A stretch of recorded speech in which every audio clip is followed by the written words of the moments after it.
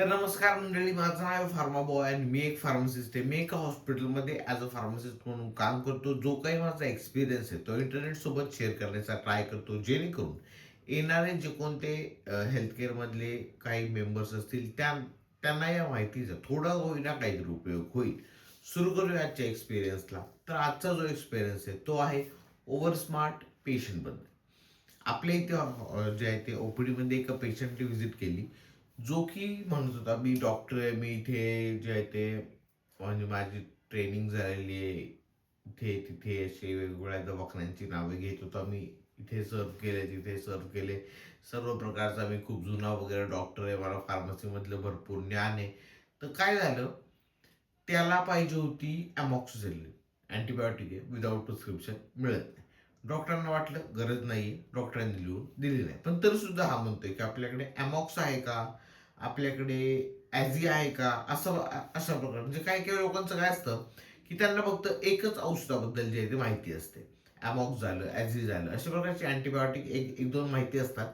त्यामुळे ते काय करतात, मग असे मुद्दाम दाखवतात की बाबा मला या अँटिबायोटिकबद्दल माहिती, मला हे नाव माहिती आहे.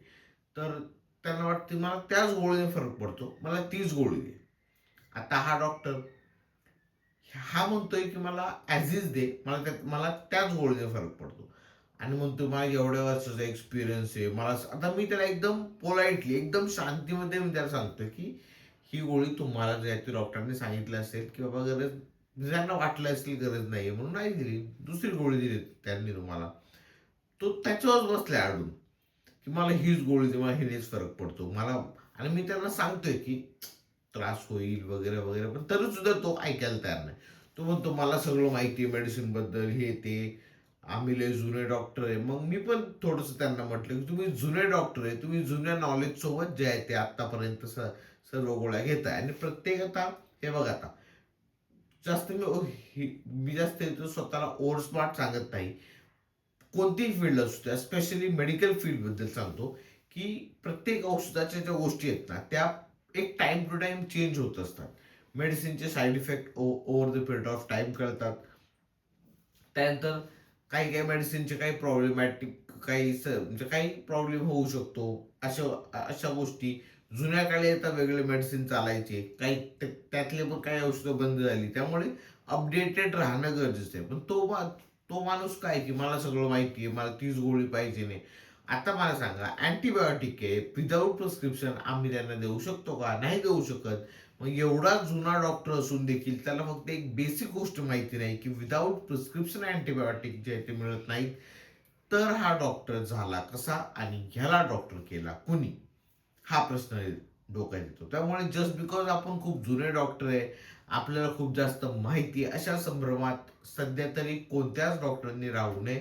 विथ ड्यू रिस्पेक्ट, सगळ्या डॉक्टरांनी आता अपडेटेड राहणं गरजेचं आहे. कारण हेल्थकेअरमधली प्रत्येक जी माहिती आहे ड्रगबद्दल आपण स्टडी करणं गरजेचं आहे. अपडेटेड राहिला नाही तर तुम्ही डॉक्टर जे आहे ते, म्हणजे आपण आता कसं आहे की प्रत्येक ज्या फील्डमध्ये, आता आय-टीचं फील्ड आहे. आय-टीच्या फील्डमध्ये टाईम टू टाईम चेंजेस होत राहतात. तसंच औषधांबद्दल पण आहे. साइड इफेक्ट नवीन इंट्रोड्यूस होतात. त्यामध्ये काही प्रॉब्लेम जे असतात ते इंट्रोड्यूस होतात.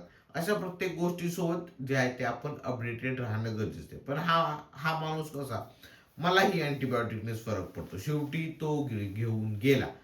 आता काय होतं, पेशंटला आपण एका सर्टन टाइम पर्यंत आपण जे आहे ते 10 वेळा गोष्टी सांगू शकतो. मी पण 10 ते 15 वेळा एका पेशंटला गोष्ट सांगतो, घेऊ नका, घेऊ नका, घेऊ नका. त्यानंतरही जर पेशंट उद्धटपणे बोलत असेल तर मी त्याला म्हणतो घे, नाहीतर तिकडं तरफड. कारण आपण तर चांगल्या इंटेन्शनने एखाद्या व्यक्तीला चांगल्या गोष्टी सांगतोय, समोरच्याची ऐकायची क्षमता नसेल तर अशा पेशंटला काही सांगायची गरज नाही. तू तुझ्या गोळ्या घे, त्रास झाला तू जबाबदार. अशी मेंटॅलिटी आपण जर ठेवली तरच शक्यतो बरं होईल. कारण काही व्यक्ती अशा असतात ज्यांना किती त्यांच्यासमोर डोकं आपटून सांगितलं तरी त्यांना गोष्टी पटत नाहीत. तुझा जीव बाबा, तुला गोळ्या वाटल्या तर घे, त्रास झाला तर तुला होईल, अशी गोष्ट आहे. त्यामुळे अशा ओव्हर स्मार्ट पेशंटच्या थोडंफार सांगायचं आपल्या परीने जेवढं होईल तेवढं. नाहीतर त्यांना काय करायचंय ते करू द्या. शेवटी जबाबदारी त्यांची. एवढाच आजचा जो आहे तो माझा एक्सपिरियन्स शेअर करण्याचा हा मोटिव्ह होता. अशा ओव्हर स्मार्ट पेशंटच्या नादी लागू नये. हेल्थकेअरमध्ये काय आहे, की आपण जेवढ्या पोलाइटली गोष्टी समजून घेऊ, जेवढं शिकून घेऊ, तेवढाच आपला फायदा आहे, असं मला वाटतं. आजच्या व्हिडिओपुरतं एवढंच. भेटूया नवीन अशा व्हिडिओसोबत. तोपर्यंत धन्यवाद.